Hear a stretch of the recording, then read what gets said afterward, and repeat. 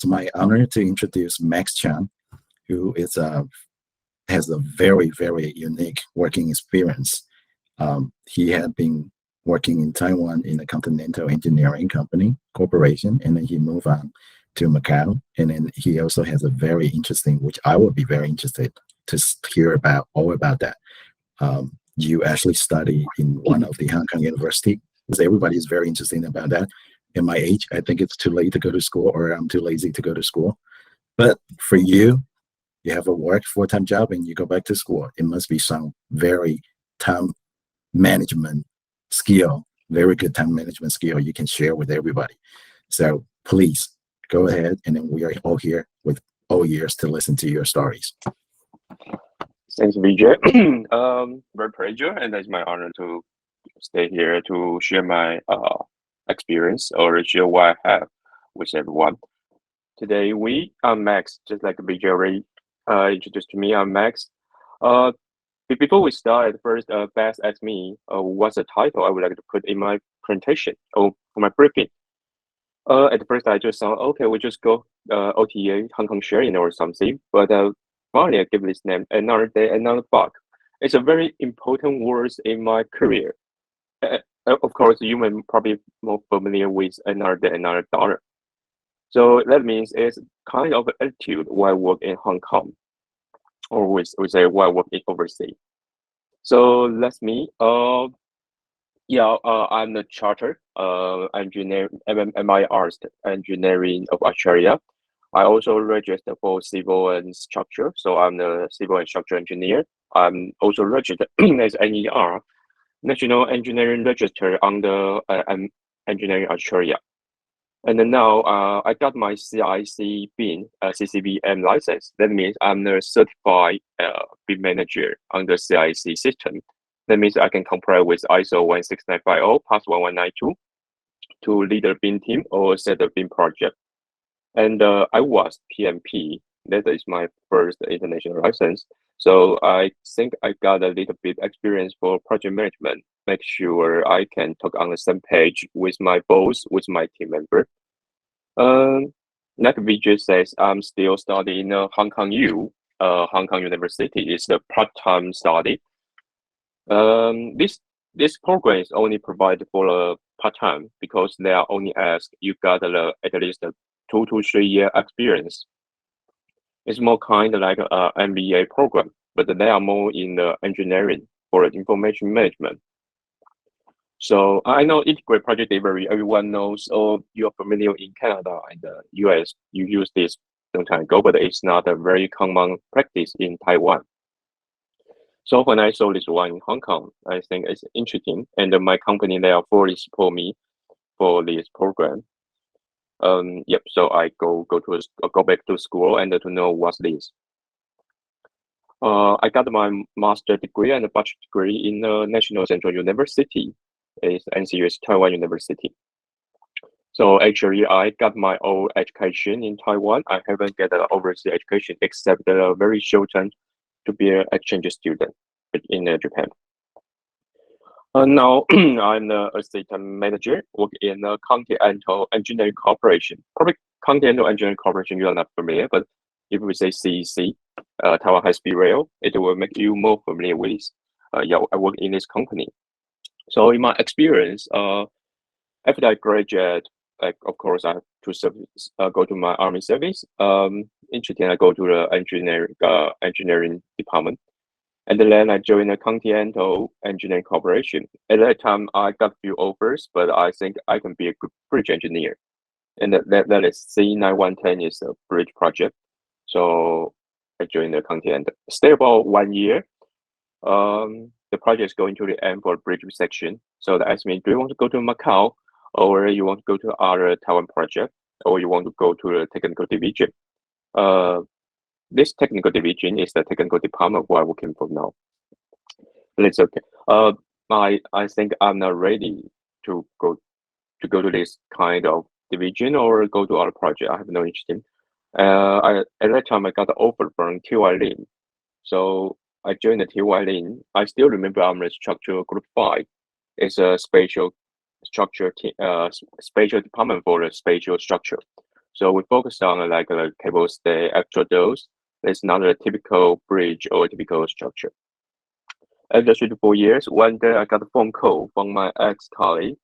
He's asking help for me to say, can I take over his position about 6 months because he got an emergency uh, situation. He need back to Taiwan, and then now he stay in Macau. And this is a bridge one familiar with. It's a purchase bridge. So I go there, and the 6 months they says no, we need you more. So 1 year, then 2 year, and the 12 year.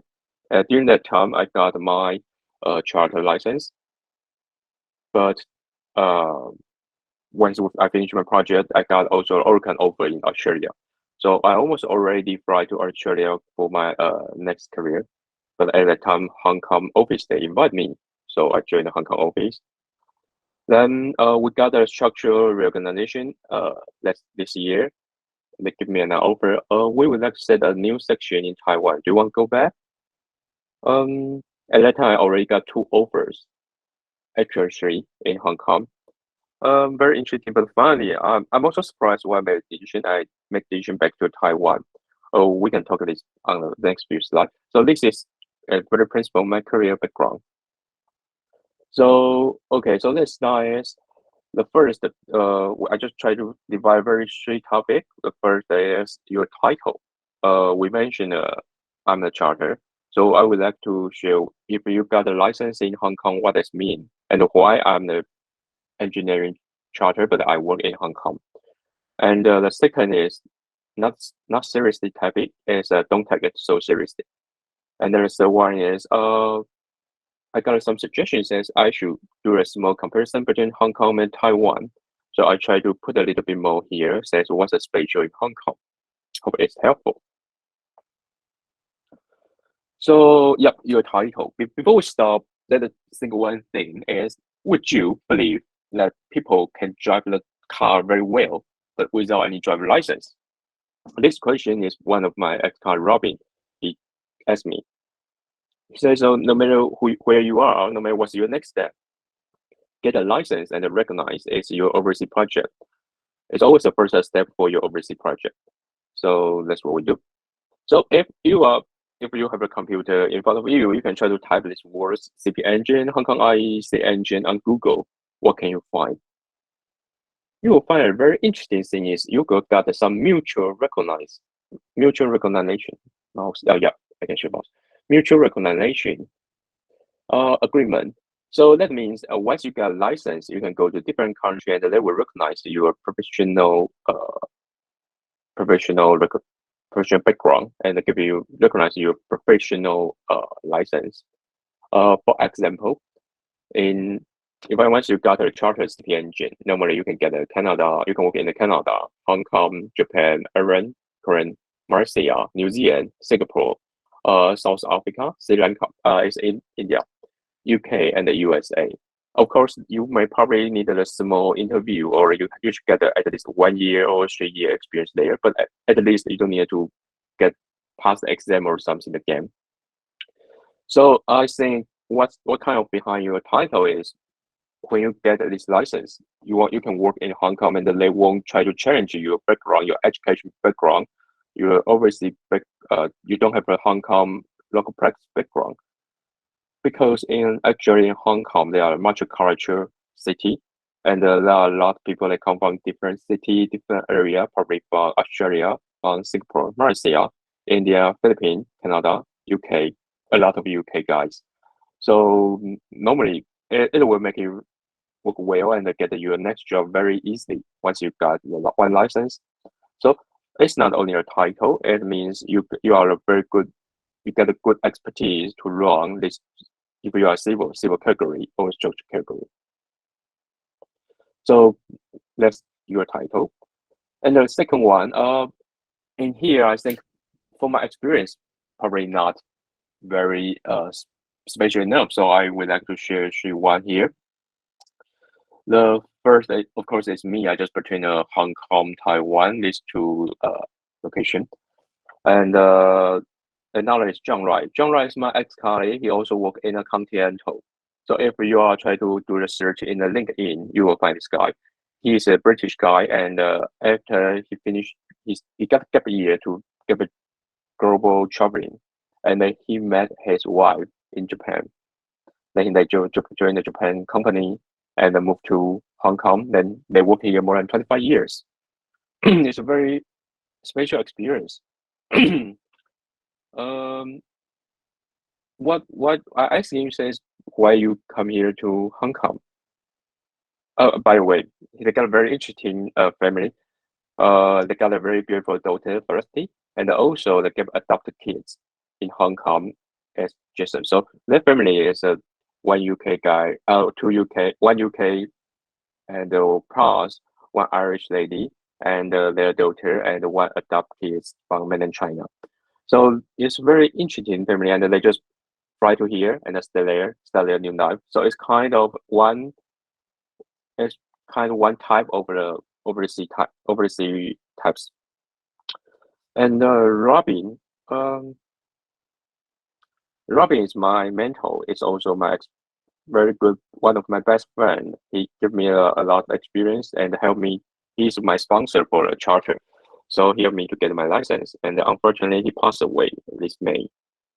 So yeah, he's the Hong Kong people, and when he was high school, his girlfriend fly to Canada, and he also fly to there and work in.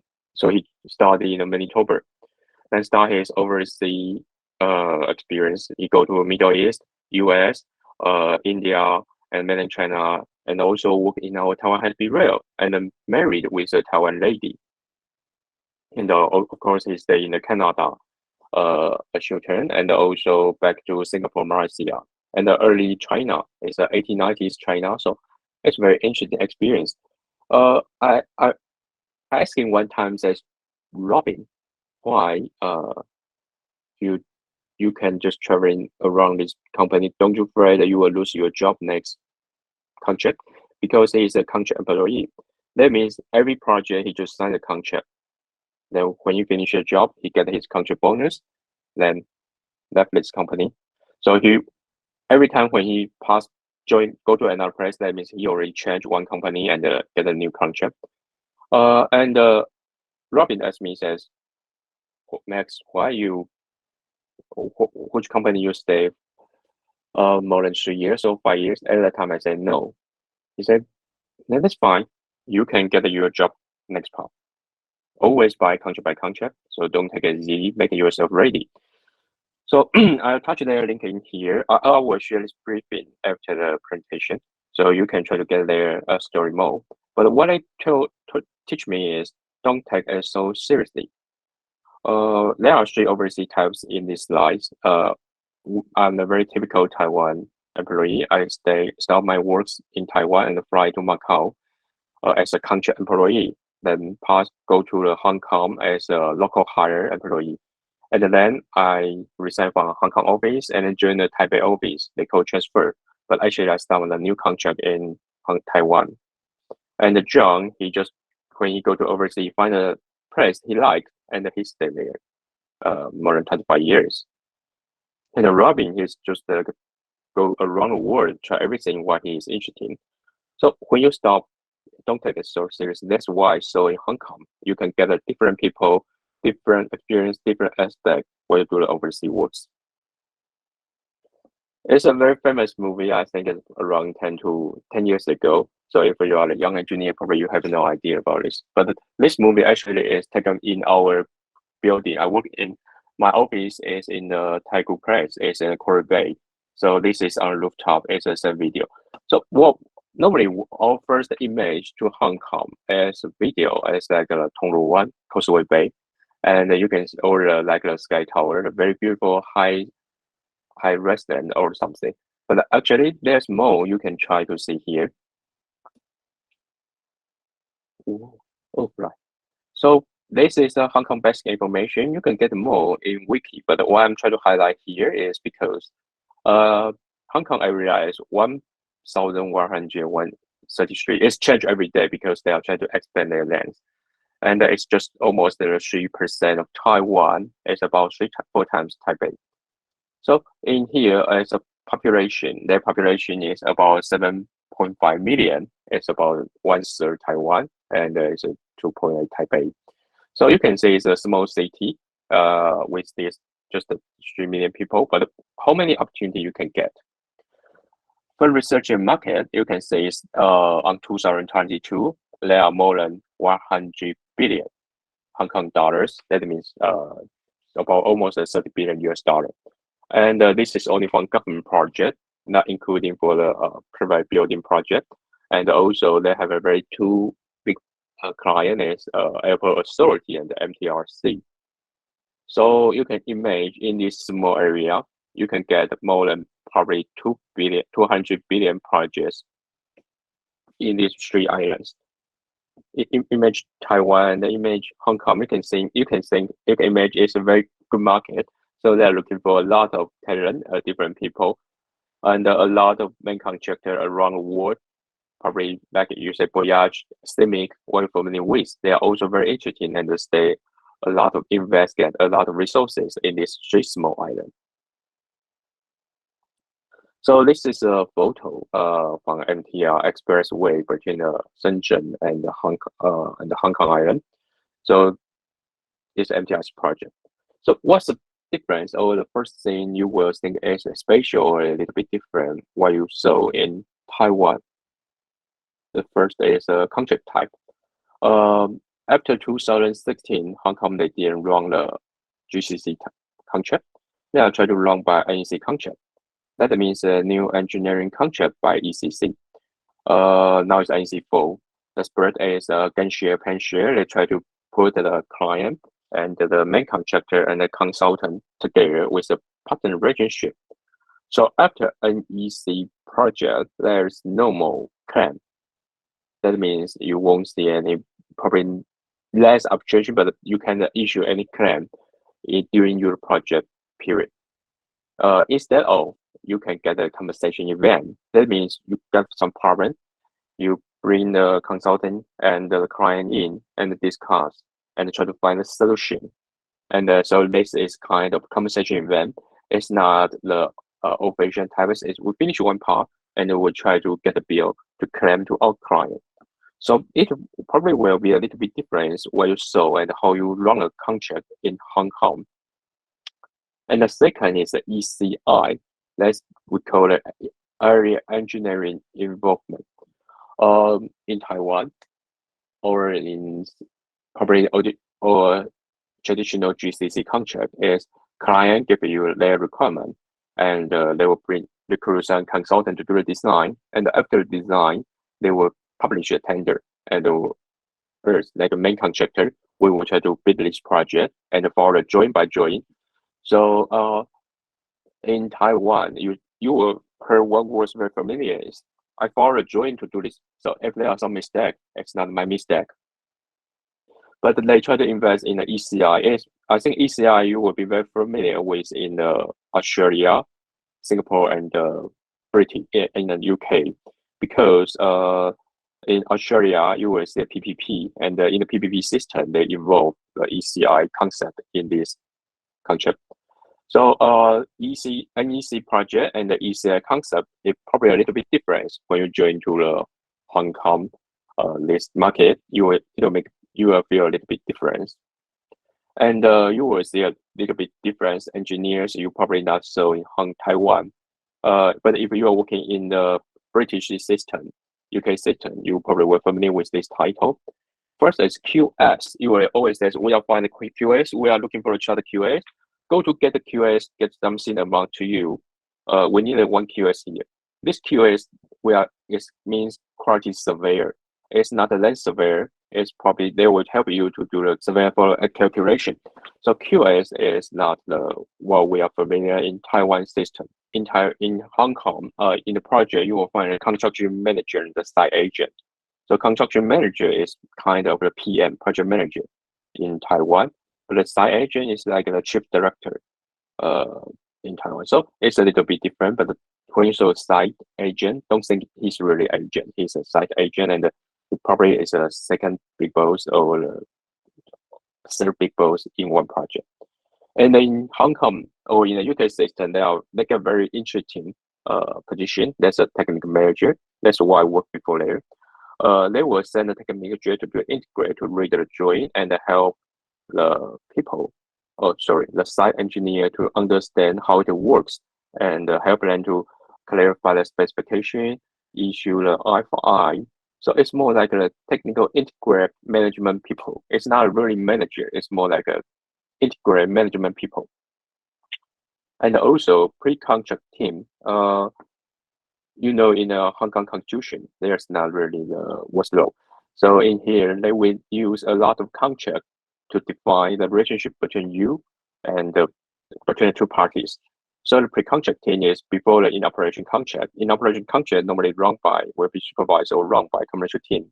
But if before your tender to do some risk assessment, you will go to a pre-contract team. So probably what I identify as a little bit difference when you work in Taiwan or Hong Kong. And of course, language. You saw that movie what I put in the previous slides is a Cantonese. So Cantonese is their basic language.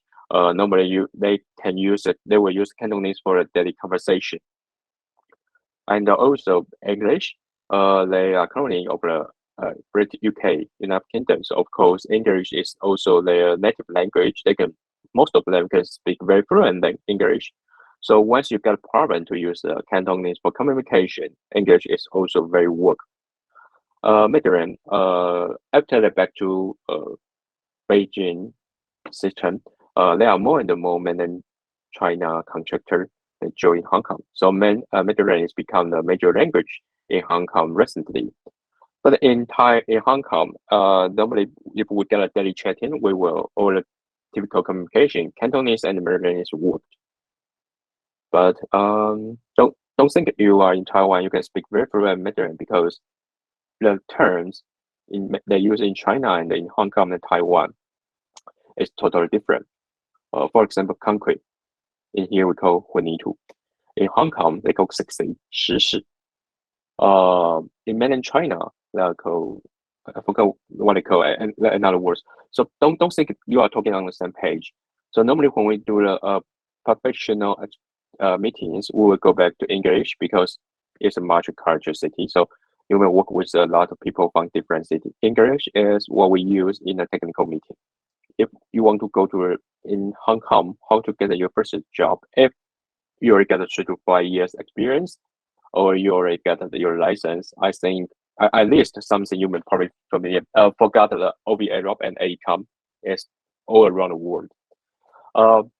You probably didn't see this Oracle and WSP, but I would like this three is a very huge company, especially WSP. They just merged the PB about 10 years ago or something. So actually, they are very huge consultants here. Of course, they are still jackpots, but they've got some power in Hong Kong. So anyway, this Oracle and WSP, they got a different multicultural business culture in their company.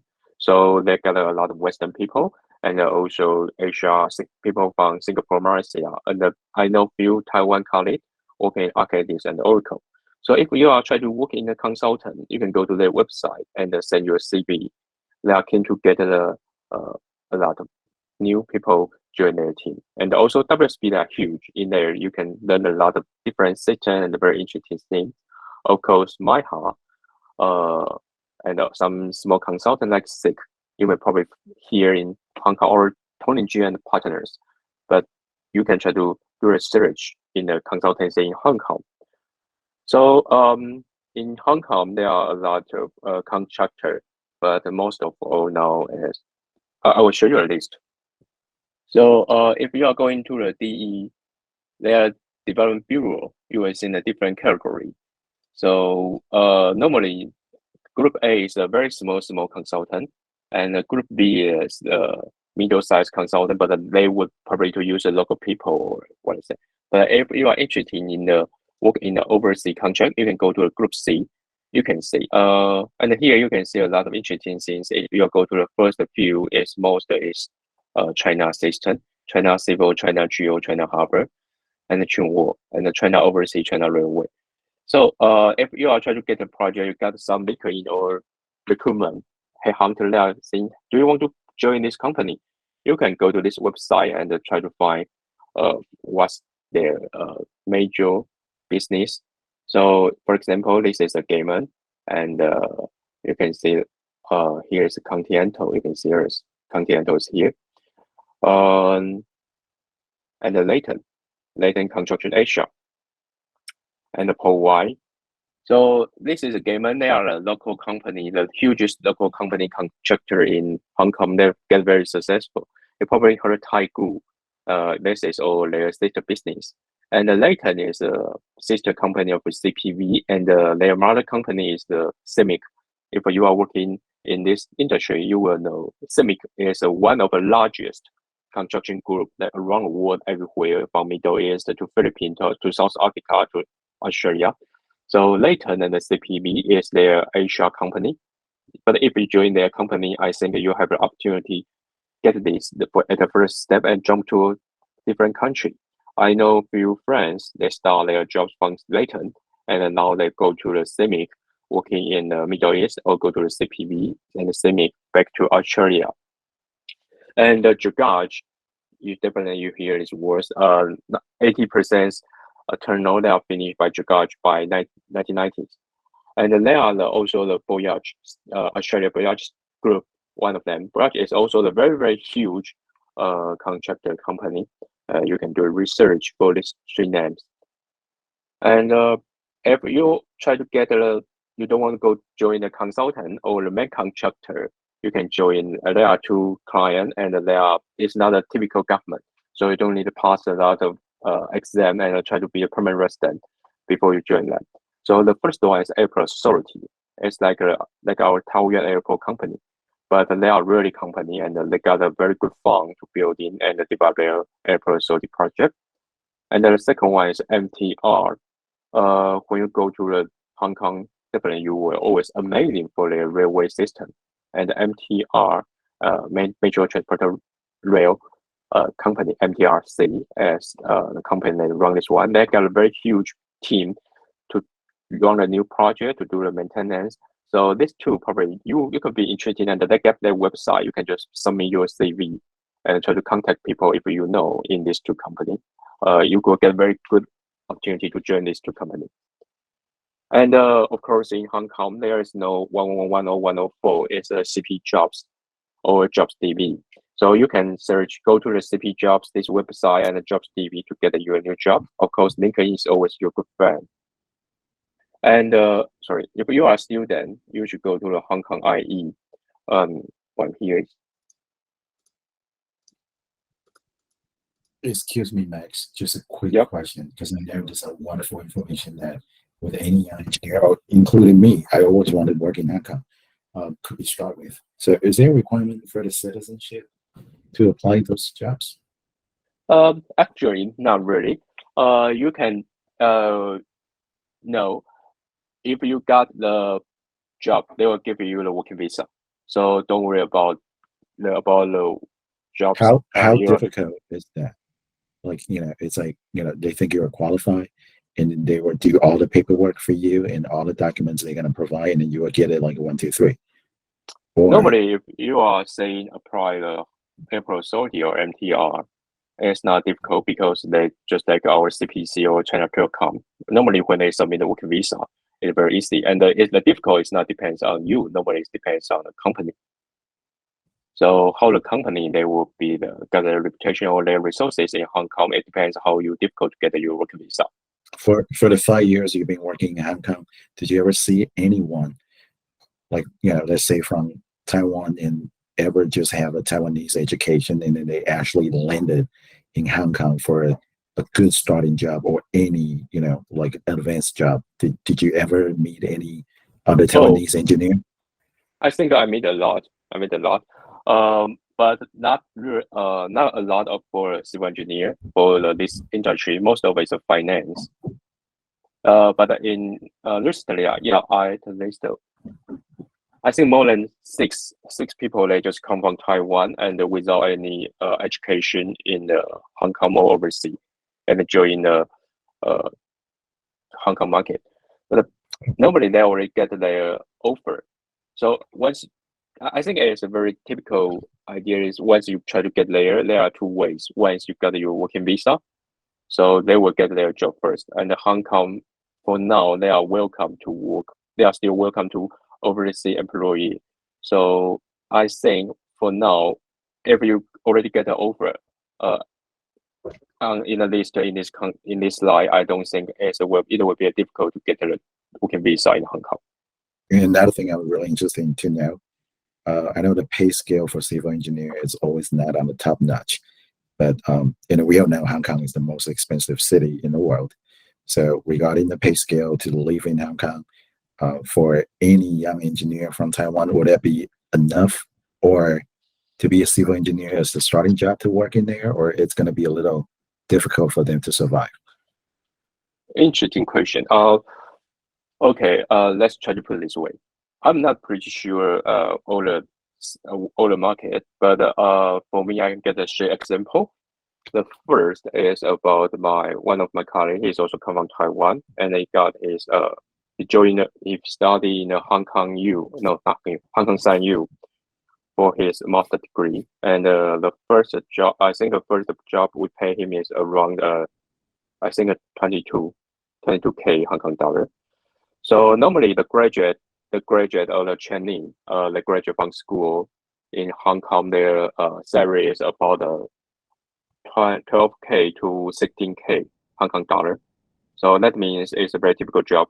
You work in a restaurant, you go to the shopping mall to do the sales. But in Hong Kong, if you got your like certification graduate in this category, in this discipline, I think you at least you get 18K to 20K. So average is 20% higher than their income. So for me, I can disclose the salary why in Continental, but I got few offers before back to Taiwan. The highest one is the 1.2 million Hong Kong dollar, plus operation bonus. The lowest one is 950 Hong Kong dollar. I would say annual. I'm not saying sorry, not monthly. It's annual pay. So it's between the 950 to 1.2 million in my position, in my level. So I know, of course, it probably will difference when you work in a consultancy. You will get the project bonus. In a contractor, you get the progress bonus. That's a little bit different and with different benefit. But what I can say is that's why I know and what I'm familiar with. And one of my colleagues, she worked in a Continental before, and now he joined another mainland China contractor. And I think his annual salary is around 750K to 800. But his bonus is quite good. He got more than 100K bonus. Yeah, 100,000 years bonus. Is that a good one you can survive in Hong Kong? I mean, their rent is crazy. What do you mean crazy? The rent in Hong Kong, the housing, everything is no, I think it's not expensive. Well, I live in a different place. I live in the North Point, Causeway Bay. If you live in a Hong Kong Island, definitely it will be a little bit expensive. I live in a 300 square feet. It's about 10,000 square meters in Hong Kong. So it's around about 10,000 Hong Kong dollar to 13,000 Hong Kong dollar 1 sheet. So per month per year, but compared to my salary, I think I'm fine. And the Charlie, what I mentioned before is he share room with his classmate. So probably he just need to pay the 6,000 to 8,000 per month. But compared to his salary, it's a little bit low heavy. But now he already moved to another company. I think now it's okay for him. So if you try to instead to stay in the Hong Kong Island, it will be very expensive. One of my year I booked to the Zhongguan. It's a new terrace, but it's just a 15 minutes MTR between my home to my company. Door to door is probably 25 minutes. It's just a 15K per month, and with a new building, 420 square feet. It's okay. Of course, if you try to use the Taiwan salary package, go to stay there, it will be a little, like you say, crazy. But for me, I think it's not easy. It's expensive, but for our civil engineer work there, I think it's okay. Even our colleague, I think they don't have any trouble to stay there. Yeah, for people here, I'm actually very familiar with Hong Kong. I've been there so many times because my wife is actually from Hong Kong. So Yep. I know whichever the location you were talking about. And what do you feel like it's a most difficult part when you are working in this very different Hong Kong culture? Even the escalator is 3 times faster than New York. The first time I was there, I was like, this is a rocket. This is not an escalator. This is way too fast. So people are really fast in there. Um, there's a little culture difference between Taiwan and Hong Kong, and even I've been living in the United States for so long. When I went over there, I can completely feel that. So, did you get yourself into that kind of situation? Like you feel like everything is so fast track? About 2 years ago, we have a dinner with our seniors. I have an opportunity to ask Nita. She's our chair lady. One question is, "Hi Nita, so many countries you have been working for, and which country you like?"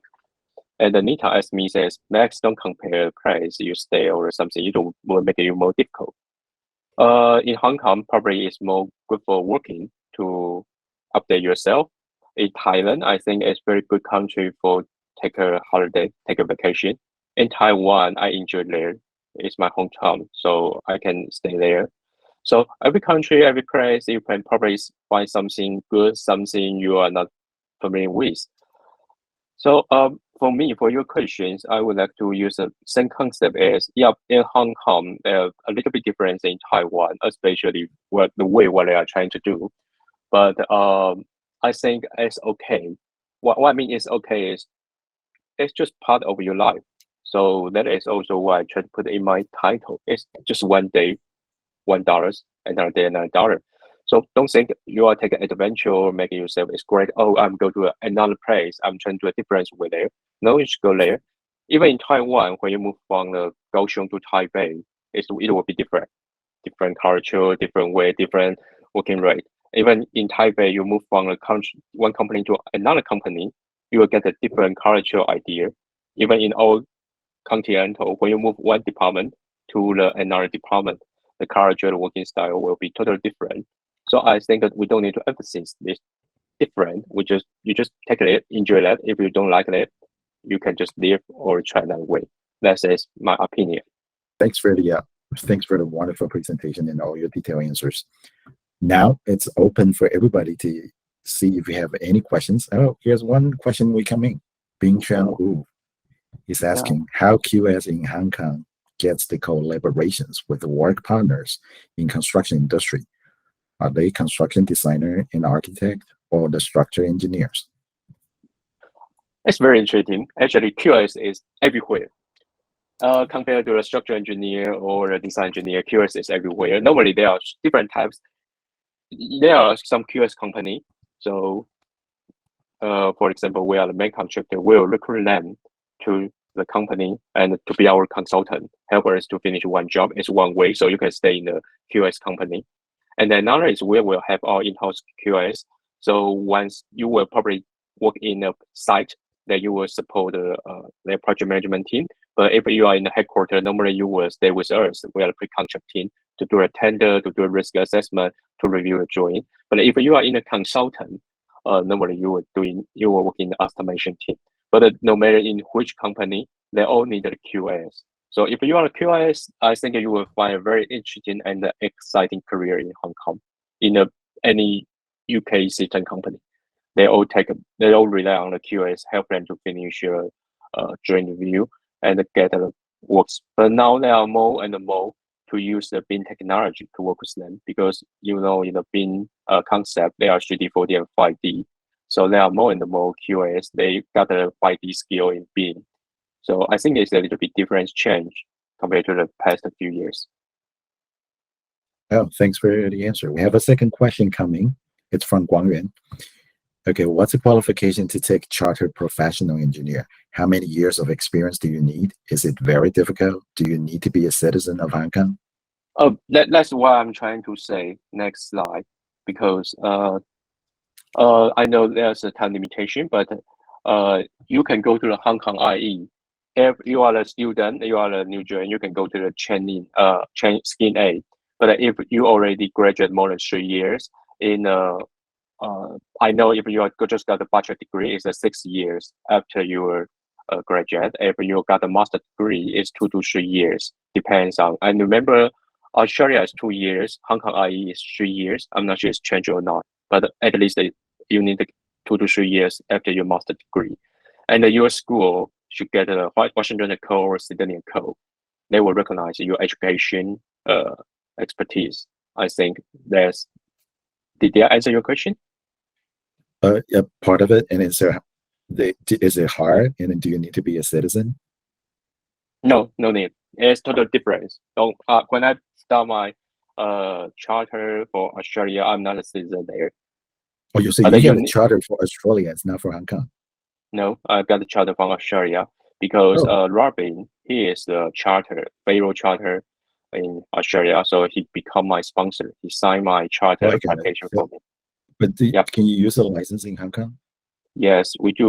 They have a mutual recognition. So yes, but if you want to go to RPE, Registered Professional Engineer, you will probably get an interview or try to exchange your license. It depends on which category you want to go. For example, I got civil and structure. Civil is much easier, but for structure, it'll be exchange because you may probably pass by IHRE or the Hong Kong IE structural team. You need to get another exam. So that's a little bit difference. But if you are not trying to be an RPE, your qualification will be recognized in Hong Kong and by client. Oh, so even if you're in Taiwan, you can get it too. If someone can endorse you, can sponsor you. Yes, but that would be a challenge. Is normally if you are working in Taiwan, you need to convince them you got that expertise. You can do like this way.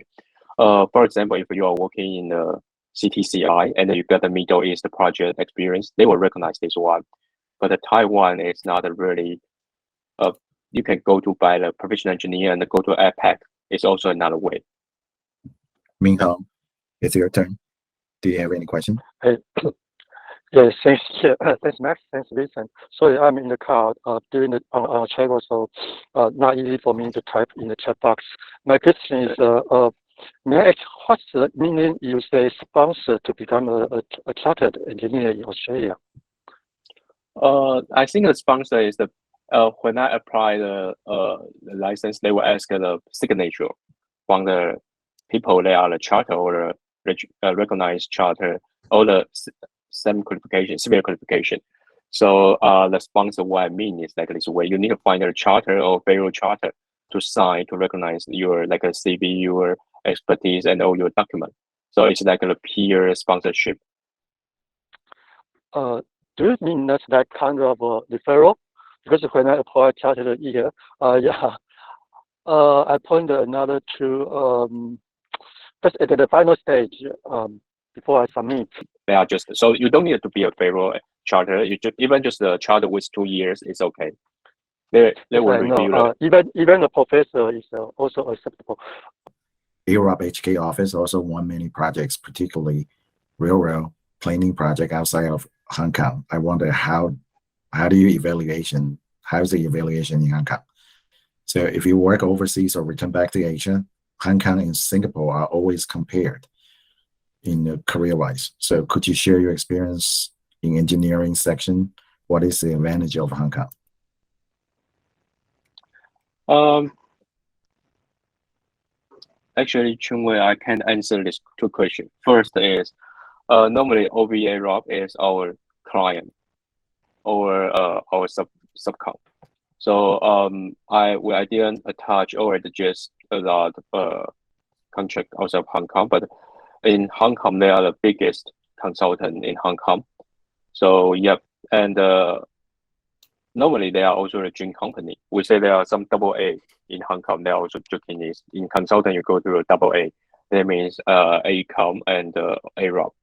So I think they are also a very good reputation and a very potential company in Hong Kong, but I don't know too much.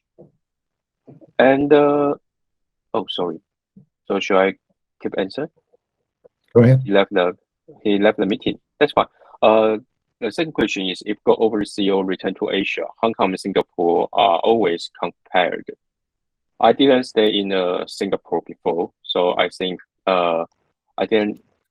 So I don't think I can give you a good idea. But I know few colleagues they are working from they come from Singapore and they are always working around these two areas between Singapore and Hong Kong. One of the company they also got a subsidiary office in Singapore.